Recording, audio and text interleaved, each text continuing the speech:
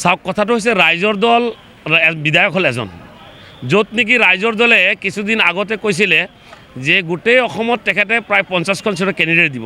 এতিয়া তেখেতে নিজে জিকিবৰ কাৰণে মাত্ৰ শিৱসাগৰটো লৈ কিনে তেখেতে শান্ত লৈছে। গতিকে এইবিলাক আৰু ৰাইজৰ দল ক'তনো আছে আৰু ক'তনো আপোনাৰ অসমত ৰাইজৰ দলৰ হেৰি আছে, একো নাই।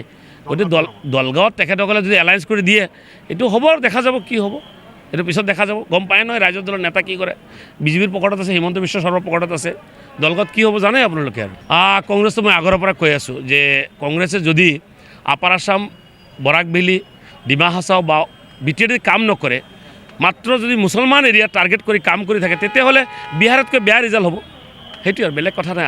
আৰু এইবাৰতো আপুনি দেখা পাই আছে মাইনৰিটি অঞ্চলত UDFৰ উত্থান। গতিকে মৌলানা বদৰুদ্দিন আজমল চাহাবৰ প্ৰতি মানুহৰ আস্থা বিশ্বাস বৃদ্ধি হৈছে। আৰু মোৰ দলগাঁও সমষ্টিৰ মোৰ উন্নয়নে মূল লক্ষ্য হ'ব।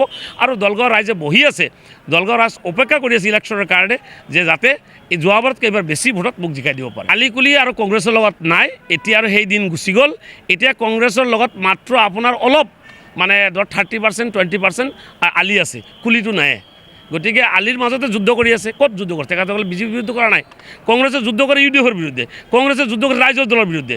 তেখেতসকলৰ বিগ ব্ৰাদাৰ হিচাপে দায়িত্ব ল'ব লাগিছিলে গোটেই আপোনাৰ মানে সৰু সুৰা দলবিলাক একলগ কৰি কিনে বিজেপিৰ বিৰুদ্ধে যুদ্ধ দিব লাগিছিলে। কিন্তু তেখেতসকলে এইটো নকৰিলে। তেখেতসকলে কি কৰে, আচলতে ইয়াতে গৌৰৱ গগৈৰ শুঁয়ে বায়ে থকা মানুহখিনি গোটেইখিনি বিজেপিৰ মানে হেৰি হিচাপে কাম কৰি আছে, ৰিম'টত কাম কৰি আছে, যাৰ কাৰণে এলায়েন্সটোত মানে হোৱাত বহুত খেলি মেলি হৈ আছে। আৰু কংগ্ৰেছ চাওক, কংগ্ৰেছ অসমৰ ক'তো নাই বৰ্তমানে, আছে মাইনৰিটি অঞ্চলত। মাইনৰিটি অঞ্চলত এইকাৰণে আছে বহুতে টকা পইচা দি থৈ দিছে। আৰু মাইনৰিটি অঞ্চলত তেখেতসকলে এৰিব খোজা নাই এইকাৰণে যিহেতু কেণ্ডিডেটসকলৰ পৰা টকা লৈছে, সেইকাৰণে ৰাইজৰ দলক দিব খোজা নাই। ৰাইজৰ দলে মাত্ৰ 2খন ছিট খুজিছে, দিলেনো কি সুবিধা আছে, দিব লাগিছিলে।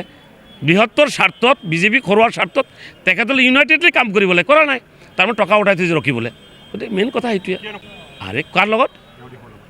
UDFৰ লগত এলায়েন্স কৰি চৰকাৰ আহি যাব। চৰকাৰটো আনিব নালাগে নহয়, বিজেপিৰ এজেণ্টবিলাক বহি আছে হেৰিৰ লগত, আপোনাৰ গৌৰৱ গগৈ ডাঙৰ লগত, কেনেকৈ আহিব?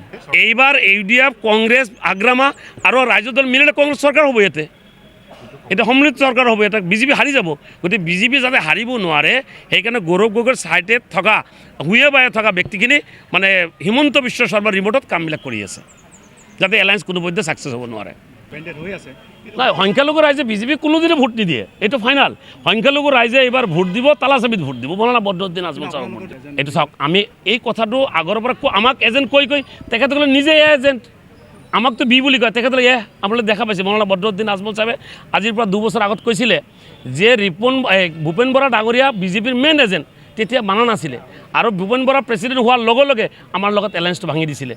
তেখেত মানে ৰিম'ট কণ্ট্ৰল আছিলে হিমন্ত বিশ্ব শৰ্মা ডাঙৰীয়াৰ হাতত, আৰু যাৰ কাৰণে আজি বিজেপিলৈ গমন কৰিছে। কিমান ডাঙৰ ডাঙৰ নেতা, কিমান বিধায়ক বিজেপিলৈ গমন কৰিলে চাই লওক আপোনালোকে। গতিকে ৰাজ্যসভাতো আমি শুনক, ৰাজ্যসভাত এইবাৰ এটা চান্স আছিলে যে আমি বিৰোধীয়ে এজন ব্যক্তি পঠাব পাৰিলেহেঁতেন। আমাৰ দলে প্ৰত্যেক বছৰে, প্ৰত্যেক 5 বছৰ 6 বছৰ মূৰে মূৰে আপোনাৰ 3টা টাৰ্মছত মনমোহন সিঙক ভোট দিছিলে, ৰাণী নৰহক ভোট দিছিলে। যোৱা টাৰ্মছত আমি অজিত ভূঞাক ভোট দিছিলোঁ। এইবাৰ মৌলানা বদৰুদ্দিন আজমল চাহাবে বিচাৰিছিলে যিহেতুকে আপোনালোকে কেণ্ডিডেট নিদিয়ে, মোক ছাপোৰ্ট কৰক, বাকী ভোট মই ক'ৰ পৰা আনিম। কিন্তু কংগ্ৰেছে ছাপোৰ্ট নকৰিলে। কংগ্ৰেছে এইটো বিজেপি কোৱা খবৰ দি দিলে। আমি কেণ্ডিডেট থিয় কৰাইছিলোঁ মৌলানা বদৰুদ্দিন আজমল চাহাবক, আমি বিচাৰিছোঁ আপোনালোকে ছাপোৰ্ট নকৰিলে তেখেতসকলে। গতিকে আল্টিমেটলি আমাক ছাপোৰ্ট নকৰাৰ কাৰণে বিজেপি সুযোগ পালে, বিজেপি মিনা কণ্টেষ্টত জিকি গ'ল। এইটো কংগ্ৰেছে কৰিলে, আমি ক'ত কৰিলোঁ? চাওক, এই কথাটো আপোনালোকৰ ভুল ধাৰণা। আমাৰ দলৰ পৰা ছাছপেণ্ডেড হোৱা এতিয়া বসন্ত দাস কংগ্ৰেছৰ পৰা আছিলে, কংগ্ৰেছত আছিলে, ছাছপেণ্ড কৰিছে, গুচি গৈছে তেখেতে। গতিকে কিমান সুশান্ত বৰগোহাঁই গুচি গৈছে, আপোনাৰ হেৰি গুচি গ'ল, শশী গুচি গ'ল। আমাৰ ক'ত গৈছে? আমাৰতো ছাছপেণ্ড কৰিছে আমি বিজেপিৰ লগত হলিগুলি কৰাৰ কাৰণে। জাকিৰ হুছেইন লস্কৰ আৰু নিজামুদ্দিন চৌধুৰীক কেতিয়াবাই ছাছপেণ্ড কৰিছোঁ। সাজুৰ লগত আপোনাৰ বিজেপিৰ হলিগুলি থকাৰ কাৰণে সাজুকো আমাৰ দলৰ পৰা ছাছপেণ্ড কৰা হৈছে। ছাছপেণ্ডেড মানুহ ক'ত যাব, ক'ত থাকিব, সেইটো আমাৰ লুকআউট নহয়, সেইটো তেখেতসকলৰ লুকআউট।